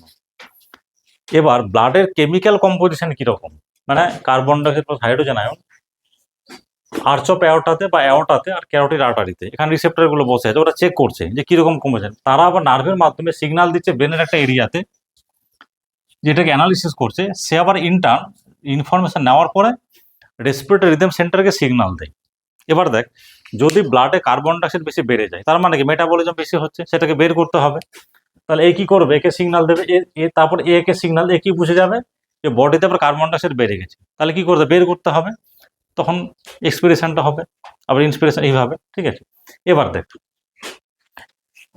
এখানে অনেক ডিটেলস আছে, একদম যাওয়ার কোনো দরকার নেই। এবার দুটো কথা হলে এখানে মনে রাখবে, এই যে আমাদের রেসপিরেশন রেগুলেটেড হচ্ছে, ইন্সপিরেশন এবং এক্সপিরেশন, এটার জন্য মেন রেসপন্সিবল কে, কার্বন ডাইঅক্সাইড। এবং অক্সিজেনের ডাইরেক্টলি কোনো রোল নেই ফর রেগুলেশন অফ রেসপিরেশন। মানে রেগুলেশন অফ রেসপিরেশন করার জন্য অক্সিজেনের কোনো রোল নেই, বা খুব ইনসিগনিফিকেন্ট, মানে যার কোনো গুরুত্ব নেই, মানে খুব সামান্য কন্ট্রিবিউশন। ম্যাক্সিমাম যে আমাদের রেসপিরেশনটাকে রেগুলেশন করে সেটা হলো কার্বন ডাইঅক্সাইড। আমি এক্সারসাইজ করছি, বডিতে ডিমান্ড বেড়েছে, অক্সিজেন রিকোয়ারমেন্ট বেড়েছে, কার্বনের প্রোডাকশন হচ্ছে, ইন্সপিরেশন এক্সপিরেশনটাকে বাড়াতে হবে, তার জন্য মেন রেসপন্সিবলকে কার্বন ডাইঅক্সাইড। মানে যে আমি এক্সারসাইজ শুরু করলাম, কার্বন এক্সারসাইজ তৈরি হতে শুরু করলো, ও সঙ্গে সঙ্গে এই সিগন্যাল দিয়ে এমন একে মানে মডিফাই করে দেবে যে আমার রেসপিরেশন বেড়ে যাবে। তখন ইন্সপিরেশন হবে, অক্সিজেনের ঘাটতি মিটে যাচ্ছে, প্লাস এক্সপিরেশন হয়, এক্সট্রা যে কার্বন ডাইঅক্সাইড তৈরি সেটাও বের করে দেবে। সেই জন্য বলা হচ্ছে যে for regulation of respiration main responsible হচ্ছে কি কার্বন ডাইঅক্সাইড, আর oxygen has insignificant role for regulation of respiration. এ অব্দি বোঝা গেল। এবার দেখ, নাম এখানে অনেকগুলো আছে, সেন্টার কিংবা হেন তেন অনেক কিছু, এগুলো জানার কোনো দরকারই নেই।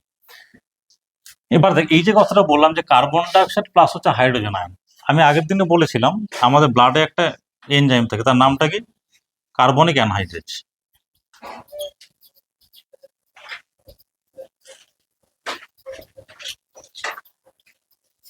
তাহলে যখন মেটাবলিজমের মাধ্যমে বডিতে কার্বন ডাইঅক্সাইড তৈরি হবে, মানে ব্লাডে আসে, এবার সেটাকে সেল থেকে ব্লাডে আসবে, সেখানে কি আছে, ওয়াটার আছে, সেখানে গিয়ে বসেছে কার্বনিক অ্যানহাইড্রেজ, তাহলে কি তৈরি করবে, কার্বনিক অ্যাসিড। এটা আবার ভেঙে যাবে, ভেঙে গিয়ে H+ তৈরি করবে, প্লাস বাইকার্ব তৈরি করবে। তাহলে বডিতে যদি কার্বন ডাইঅক্সাইড বেড়ে যায়, তাহলে আরেকটা জিনিস বাড়বে, সেটা হলো কি, হাইড্রোজেন আয়ন। তাহলে বডিতে কার্বন ডাইঅক্সাইড বেড়ে গেছে বা হাইড্রোজেন আয়ন বেড়ে গেছে, তাহলে বডি বুঝে নেয় কি মেটাবলিজম বেড়েছে, কার্বন ডাইঅক্সাইড বেড়ে গেছে, সেটাকে বের করতে হবে। এরা সেন্স করে এখানে সিগন্যাল দেয়, একে আবার সিগন্যাল, তখন রেসপিরেশন বেড়ে যাবে, এক্সপিরেশনটাও বাড়বে, তাহলে ইন্সপিরেশন অক্সিজেনটাও ভেতরে যাবে, আর for expiration carbon dioxide body থেকে বেরিয়ে আসবে। এটা গেল। আর কিছু লেখা মনে হয়, কিছু লেখা নিতে হবে, দেখি না লেখা না থাকে তাহলে আর কিছু বলবো না।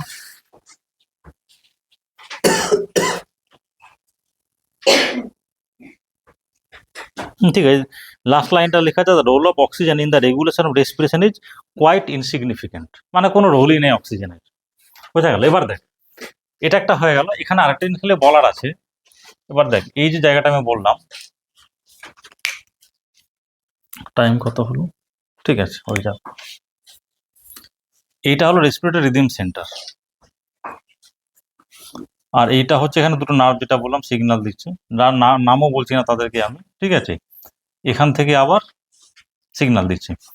এবার দেখ, এটা তো নার্ভের মাধ্যমে সিগন্যাল আসছে, এবার কি সিগন্যাল আসছে অনেক মেকানিজম তোদের লাগবে না। এবার এই যেখানে সেলগুলো ডাইরেক্টলি তো এখানে থাকে না, এরকম একটা ভেতরে থাকে, এটা ভেতরে আছে। এবার পাশ দিয়ে ব্লাড সাপ্লাই গেছে। এই যে মানে কেমোসেনসিটিভ এরিয়াটা ব্রেনের মধ্যে দুটো ভাবে সিগন্যাল পায়। একটা তো হচ্ছে যে নার্ভের মাধ্যমে সিগন্যাল আসছে, এ সিগন্যাল দিয়ে দিল। আরেকটা হয় এর পাশ দিয়ে তো ব্লাড সাপ্লাই গেছে, তাহলে যখন মেটাবলিজমের ফলে ব্লাডে কার্বন ডাইঅক্সাইড কনসেন্ট্রেশন বেড়ে গেছে, তাহলে সেই ব্লাড তো সব জায়গায় যাবে, তাহলে এখানকারও আছে। এবার কি হয়, এই যে ব্লাড, এখানকার ব্লাডের মধ্যে CO2 যাবে, CO2 আছে, এ তখন কি করে, CO2 ডিফিউজ করবে। এবার দেখ, আগের দিনে বলেছিলাম যে কার্বন ডাইঅক্সাইড সেল মেমব্রেনকে মানে ভেদ করে যেতে পারে 20 থেকে 25 times more permeable as compare to oxygen. তাহলে কার্বন ডাইঅক্সাইড এখানে সেলের ভেতরে আসবে, যেখানে সেন্টারটা আছে, এখানে CO2 আসলো, এসে আবার সেখানে ওয়াটার আছে বসে, কার্বনিক অ্যানহাইড্রেট, আবার সেখানে H+ আর বাইকার্বনেট তৈরি হবে। এটা বলার উদ্দেশ্যটা হচ্ছে যে এই যে রিসেপ্টরগুলো এরা কি করছে, যে ব্লাডের মধ্যে কার্বন ডাইঅক্সাইড হাইড্রোজেন আয়নের কনসেন্ট্রেশনটাকে মেজার করছে, সেই হিসেবে নেচারে যে অ্যাডজাস্টমেন্ট করা দরকার তার জন্য সিগন্যাল দিচ্ছে। আর এই যে সেন্টারটা, যেটা ডাইরেক্টলি আবার ব্লাডের মধ্যে কার্বন ডাইঅক্সাইড তার সঙ্গেও মানে এটাকেও সেন্স করতে পারে। এবার দেখ, H+ মানে একটা চার্জ পার্টিকেল, বাট কোনো চার্জ পার্টিকেল সেল মেমব্রেনকে ক্রস করতে পারে না। এটা যে রেসপিরেটরি রিদিম সেন্টার হয়, মানে ব্রেনের কেমোসেনসিটিভ এরিয়াটা হয়, তাহলে ডাইরেক্টলি এখানে কিন্তু H+ যেতে পারবে না, অত চার্জ পার্টিকেল। তাহলে অ্যাকচুয়ালি কি হয়, কার্বন ডাইঅক্সাইড ইজিলি যেতে পারবে, তাহলে কার্বন ডাইঅক্সাইড এখানে যাবে, গিয়ে এখানকার ওয়াটারের সঙ্গে রিয়াকশন করে এখানে H+ তৈরি করবে, সেটাকে তখন সেন্স করতে পারবে। বলার উদ্দেশ্যটা হচ্ছে যে এই যে সেন্টারটা মানে ব্রেনের মধ্যে যে কেমোরিসেপ্টর এরিয়াটা আছে, এ কিন্তু ডাইরেক্টলি H+টাকে সেন্স করতে পারে না, ইনডাইরেক্টলি করে। কিভাবে, আগে সেলের ভেতরে কার্বন ডাইঅক্সাইড যাবে, সেইখানে গিয়ে H+ তৈরি হবে, সেই H+টা তখন ওকে আবার নেসেসারি অ্যাডজাস্টমেন্ট করতে হেল্প করবে। তার মানে এ হচ্ছে H+ দুটো ভাবে সেন্স করতে পারে, একটা হচ্ছে এ সিগন্যাল দিচ্ছে, আর একটা হলো এ সেলের ভেতরে গিয়ে কার্বন ডাইঅক্সাইড গিয়ে সেখানে H+ তৈরি করবে। এটা তো বই লেখা আছে কিনা আমি ঠিক মনে করতে পারছি না, বোধহয় লেখা নেই, এটা আমি জাস্ট বলে রাখলাম। অনেক সময় এরকম দেয় MCQ, এরকম আমাদের সময় দিত যে ব্রেনের যে chemosensitive area, it can sense the presence of H+ in the blood. এটা কিন্তু রং স্টেটমেন্ট। ব্লাডের মধ্যে যে H+টা আছে সেটাকেও সেন্স করতে পারে না। কেন পারে না? H+ চার্জ পার্টিকেল ক্রস করতে পারবে না, কার্বন ডাইঅক্সাইড ইজিলি ক্রস করতে পারবে, সেখানে গিয়ে সেলের ভেতরে H+ তৈরি হবে, সেই H+টাকেও সেন্স করতে পারবে, তখন রেগুলেট করতে পারবে। তাহলে যদি এরকম কোনো প্রশ্ন আসে বা MCQ আসে যে ব্লাডের H+ থেকে ব্রেনের কেমোসেনসিটিভ এরিয়া সেন্স করছে, that is the wrong statement. Directly পারবে না, ইনডাইরেক্টলি তৈরি করে তখন সেন্স করবে। একটু বেশি ডিপ বলে দিলাম, ঠিক আছে? এই অবধি বুঝতে কোনো অসুবিধা? তাহলে একটা কথাই মনে রাখবি, রেসপিরেটরি সেন্টার যে আমাদের মেটালাতে আছে, তার নাম হচ্ছে রেসপিরেটরি রিদিম সেন্টার। এটা আমাদের ইন্সপিরেশনটাকে রেগুলেট করে। তাকে ইনহিবিট কে করে? নিউমোট্যাক্সিক সেন্টার। কোথায় আছে? ব্রেনের পন্সে আছে। ইন্সপিরেট রিজার্ভ দিচ্ছে, সিগন্যাল কাকে দিচ্ছে? ডায়াফ্রাম বা এক্সটার্নাল ইন্টারকোস্টাল। এটা একটা হয়ে গেল। আর কেমিক্যাল রেগুলেশনটা হচ্ছে যে ক্যারোটিড আর্টারি, অ্যাওর্টিক আর্চ আর ক্যারোটিড আর্টারি, সেখানে কিছু রিসেপ্টর আছে, কেমো রিসেপ্টর, তারা হচ্ছে কেমিক্যাল কম্পোজিশনটাকে চেক করে ব্লাডের, সেটা কি কার্বন ডাইঅক্সাইড H+, তারা নেসেসারি সিগন্যাল দেয় এটা ব্রেনের এরিয়াকে কেমোসেনসিটিভ এরিয়া বলে। সে আবার অ্যাকর্ডিংলি কাকে রেগুলেশন ইনফরমেশন দেয়? সেটা রেসপিরেটরি রিদম সেন্টারকে। এইভাবে আমাদের বডিতে ইন্সপিরেশন এক্সপিরেশন রেগুলেটেড হচ্ছে। প্লাস আরেকটা কি বললাম, অক্সিজেনের খুব একটা বিশেষ রোল নেই ফর রেগুলেশন অফ রেসপিরেশন। এই কটা কথা মনে রাখবে, তাহলে হয়ে গেল, আর কিছু নেই। ঠিক আছে। প্রায় শেষের দিকে। বোঝা গেল কিনা জিনিসটা? ঠিক আছে।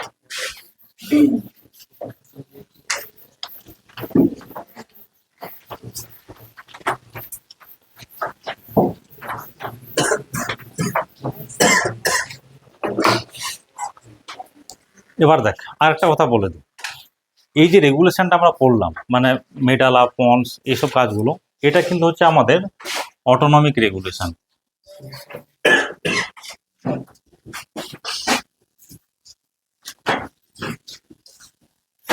অটোনমিক রেগুলেশন মানে স্বয়ংক্রিয়, যেটা নিজে থেকে হচ্ছে, এই যে আমরা অলরেডি হচ্ছে, আমরা নিজে তো কিছু করছি না। যে মেকানিজম আমরা পড়লাম সেটা হলো অটোনমিক রেগুলেশন। এবার দেখ, এই যে আমি এক্সট্রা এফোর্ট দিয়ে ইন্সপিরেশন নিচ্ছি বা ছাড়ছি, এটা কিন্তু অটোনমিক হচ্ছে না, এটা কি হলো ভলান্টারি। মানে নর্মাল যখন ইন্সপিরেশন এক্সপিরেশন হচ্ছে, দ্যাট ইজ অটোনমিক। যে মেকানিজমটা আমরা পড়লাম এটা অটোনমিক হচ্ছে অলরেডি, আমরা ঘুমিয়ে থাকি যাই থাক সবসময় চলছে। কিন্তু যেটা হচ্ছে আমরা ইচ্ছে করে বেশি নিচ্ছে বা বেশি ছাড়ছি, যেটাকে বলি আমরা কি, এটা হলো অটোনমিক কন্ট্রোল। এটা হয়ে গেলো কি ভলান্টারি কন্ট্রোল, যেটা আমরা ইচ্ছে করে কখনো কম নিচ্ছি, কখনো বেশি নিচ্ছি, কখনো আবার বন্ধ রেখেছি, আমার ইচ্ছা আমি নেবো না এখন। তাহলে সেটা হচ্ছে কি ভলান্টারি কন্ট্রোল। সে ভলান্টারি কন্ট্রোলটা কোথায় আছে আমাদের?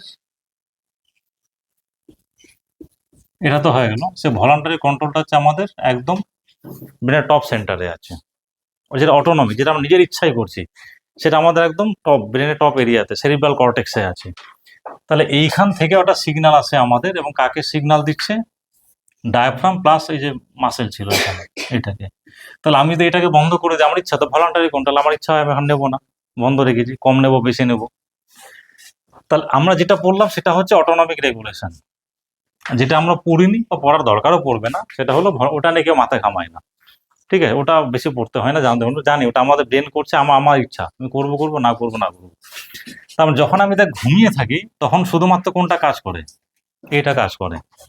আর যখন আমি জেগে আছি বা যখন আমার সেন্স আছে, ততক্ষণ ওটা আমি ইচ্ছে করে আমি আমার মতো ব্যবহার করতে পারি, দরকার নাও পড়তে পারি। তাহলে ভলান্টারি কন্ট্রোল এবং অটোনমিক কন্ট্রোল। এবার একটা মজার গল্প বলি, এটা গল্পই বলবো, এটা তোদের বইয়ে নেই, নাচ মানে ঘটনাটার নাম হচ্ছে অনডাইনস কার্স। কার্স কথাটার মানে কি? অভিশাপ, তাই তো। আমরা অভিশাপ দিই মানুষকে, তোর সঙ্গে আর কথা বলবো না, বা বাপ মারা ছেলে বেড়ে গেলে তুই বাড়ি থেকে বেরিয়ে তোর মরা, তুই বাড়িতে আসলাম মরা মুখ দেখবে, অনেক রকম অভিশাপ হয়। এখন ডিজিটাল অভিশাপ বেরিয়েছে আবার, কারো রাগ হয়েছে ব্লক করে দিলাম ফেসবুকে হোয়াটসঅ্যাপে, সেটা ডিজিটাল কার্স। তো অনলাইন কার্স মানে হচ্ছে, অনলাইনে তো মানে জলপরি বলতে পারিস, জলপরি অনলাইন, এটা পৌরাণিক গল্প, ঠিক আছে, এটা পৌরাণিক গল্প। জলপরি অনলাইন, এটা জলপরি, সে জলপরি একজনকে অভিশাপ দিয়েছিল, সেটার নামই হচ্ছে অনলাইন কার্স। মানে এগুলো রোমান সাম্রাজ্য কোনো একটা খুব মানে খুব প্রাচীন একটা গল্প হবে। একটা জল ছিল, জলের মধ্যে তো, জলের মধ্যে তো কি জীবজন্তু থাকে, তো তো দুজনের মধ্যে প্রেম হয় ছেলে মেয়ের মধ্যে। এবার ছেলেটা তো ডিচ করে দিয়েছে মেয়েটাকে, ওর সঙ্গে সম্পর্ক রাখেনি, মেয়ে রাগ হয়েছে। ওই যে জলপরি যে যে ছিল, যে রাজা ওদের মানে ওদের সাম্রাজ্যের যে রাজা বা রানী যাই বলিস, তার কাছে গিয়ে নালিশ করেছে, ওই ছেলেটা আমাকে ডিচ করেছে, আপনি কিছুটা ব্যবস্থা করুন। তখন ও ডেকেছে ছেলেটাকে, অনলাইন ডেকেছে, ডেকে বলো তুমি এরকম করেছো? হ্যাঁ আমি করেছি। তো অনলাইন তখন অভিশাপ দিয়েছিল যে তোমার আমি ভলান্টারি কন্ট্রোলটাকে কাট করে দিলাম।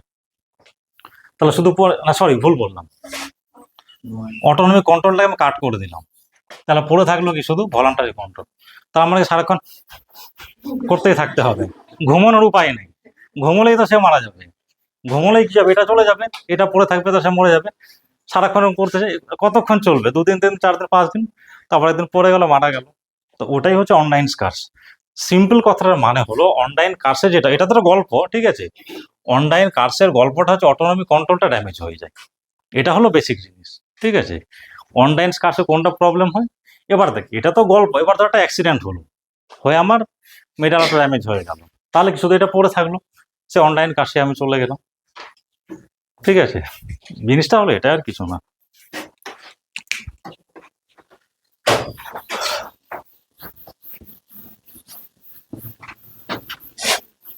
আচ্ছা আরেকটা জিনিস বলতে, মানে মেন টপিক শেষ।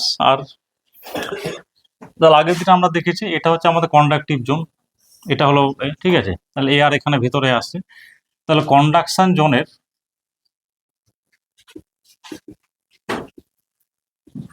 কন্ডাকশন জোনের মেন কাজ হচ্ছে এয়ারটাকে কন্ডাক্ট করে ভেতরে নিয়ে আসা, এয়ার বা অক্সিজেন যাই বলি। ঠিক আছে, এই কন্ডাকশন জোন আরো কয়েকটা কাজ করে। একটা হচ্ছে যে ক্লিয়ার্স ফরেন পার্টিকেল, তোদের বইয়ে লেখা আছে ক্লিয়ার্স ফরেন পার্টিকেল। এটা নর্মালি আমরা এয়ার নিচ্ছি, ঠিক আছে। এবার দেখবি যদি বাতাসের মধ্যে বেশি ধুলোবালি বা কোনো ধোঁয়া এসেছে, তখন আমাদের কাশি শুরু হয়ে যায়, কাশতে শুরু করি আমরা। অ্যাকচুয়ালি যে কাশি আমরা কফ রিফ্লেক্স, এটা কিন্তু আমাদের প্রোটেক্টিভ মেকানিজম। তার কারণটা হচ্ছে যখন এই এয়ারের সঙ্গে এমন কোনো জিনিস ঢুকে যাচ্ছে আমাদের রেসপিরেটরি সিস্টেমে যেগুলো আমাদের জন্য ক্ষতিকর, ওটা তখন বের করে দেওয়ার চেষ্টা করে।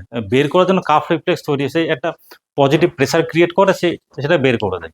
এটা যদি একটা খুব বিকট গন্ধ ধোয়া আমাদের নাকে যখন লাগতে শুরু করে, আমাদের কাশি শুরু হয়ে যায়। তার কারণটা কি? ওটা আমাদের জন্য ক্ষতিকর, শরীর চায় না ওটাকে ভেতরে রাখতে, এটাকে বের করে দিতে হবে। তাহলে এক্সট্রা পজিটিভ প্রেসার ক্রিয়েট করতে হবে। সেটা কিভাবে সম্ভব?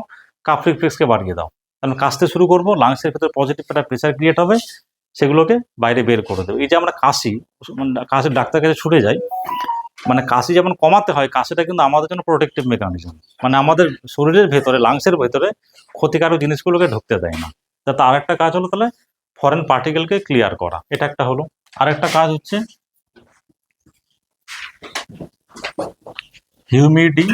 হিউমিডিফাই দ্য এয়ার। হিউমিডিটি মানে কি? জলীয় বাষ্প। তাহলে এই যে আমাদের এয়ারটা ভিতরে যাচ্ছে, এটাকে হিউমিডিফাই করতে, তার সঙ্গে একটা ওয়াটার ভেপার। হিউমিডিফাই কথাটার মানে হলো add water, to add water vapour, জলীয় বাষ্প অ্যাড করা। সেটা ওই সিস্টেমটা করে, কিভাবে করে জানা দরকার নেই, এটা একটা কাজ করে। আর একটা কি করে, এবার দেখ আমাদের বডির ভেতরে টেম্পারেচারটা কিন্তু একটু বেশি। দেখবি যখন আমরা শ্বাসে হাত দিবি, দেখবি আমরা গরম লাগে একটু। তার মানে কি? আমাদের বডির ভেতরে টেম্পারেচারটা বেশি as compare to the outside. ঠিক আছে, তাহলে এই যে ধর ঠান্ডার সময় বাইরে এয়ারটা ঠান্ডা, তাহলে আমাদের ভেতরটা গরম করতে, এয়ারটা ভেতর ঠান্ডা গেলে তো হবে না, তাই গরম করতে হবে। ঠান্ডার সময় আরো ভালো করে বোঝা যায়, যখন হাওয়াটা মুখ দিয়ে ছাড়বে, নাক দিয়ে ছাড়বে, ফিল করলে বুঝতে হবে গরম লাগছে। তার মানে কি? বাইরের যে এয়ারটা আছে তাকে বডি টেম্পারেচারে নিয়ে আসতে হবে, টেম্পারেচারটাকে বাড়াতে হবে, এয়ারটাকে গরম করতে হবে। তা সেই কাজটা ওটা করে। তাহলে কি নিয়ে বলতে পারি আমরা, যে humidify the air and to, কি বলবো, to bring it to body temperature. বডির যা ভেতর ইন্টারনাল যে টেম্পারেচার, যেটা আমাদের বাইরের থেকে বেশি, সে টেম্পারেচারে নিয়ে আসতে হবে। ঠিক আছে, তাহলে রেসপিরেটরি কন্ডাকশন সিস্টেমে শুধু এয়ার কন্ডাকশনই করে না, এই কাজগুলোও করে। ফরেন পার্টিকেল ক্লিয়ার করে, ওয়াটার ভাইপার অ্যাড করে, প্লাস টেম্পারেচারটা বাড়ায়। এটা হয়ে গেল। আর দেখবি একদম বইয়ের প্রথম দিকে কয়েকটা কথা লেখা আছে, যে আমরা মেকানিজমগুলো পড়লাম লাংস, এটা তো আমরা হায়ার অ্যানিমেল। এবার পাখিদের কেমন থাকে, তারপরে যারা জলে থাকে তাদের গিলস থাকে, কেউ বডি সারফেস দিয়ে কার্বন ডাইঅক্সাইড বের করে দেয়, কেউ প্যাসিভ ওই ডিফিউশন দিয়ে বের করে দেয়, এগুলো লেখা আছে। ওই লোয়ার অ্যানিমেলদের মধ্যে কি কি মেকানিজম আছে, ওগুলো তো এমসিকিউ আসতে পারে। ওখানে দেখবে লোয়ার অ্যানিমেলদের মধ্যে কিছু মেকানিজম আছে যারা হচ্ছে বডি সারফেস দিয়ে সিম্পল ডিফিউশন করে কার্বন ডাইঅক্সাইডকে বের করে দেয়। ঠিক আছে, বা যারা অ্যাকোয়াটিক যে আর্থ্রোপডগুলো থাকে, তাদের কি গিলস থাকে। গিলসের বাংলা কি? কানকো বলে বোধ হয় না? হ্যাঁ, মাছেরও দেখবে ওই ওরকম থাকে। আর আমাদের হায়ার অ্যানিমালদের কি থাকে? লাংস আছে। একদম প্রথম দিকের কয়েকটা লেখা আছে, ওগুলো আমার মনে থাকে না, ওগুলো তোরা একটু দেখে নিবি। ঠিক আছে, তাহলে চ্যাপ্টারটা মোটামুটি শেষ। একটু টাইম বেশি লাগলো, ঠিক আছে, পড়বি। ঠিক আছে, আর কি আজকে শেষ করি, তো নেক্সট ক্লাস আছে আবার, 9টা বেজে গেল। ঠিক আছে, বইয়ে লেখা আছে, একদম প্রথম দিকে যাবে।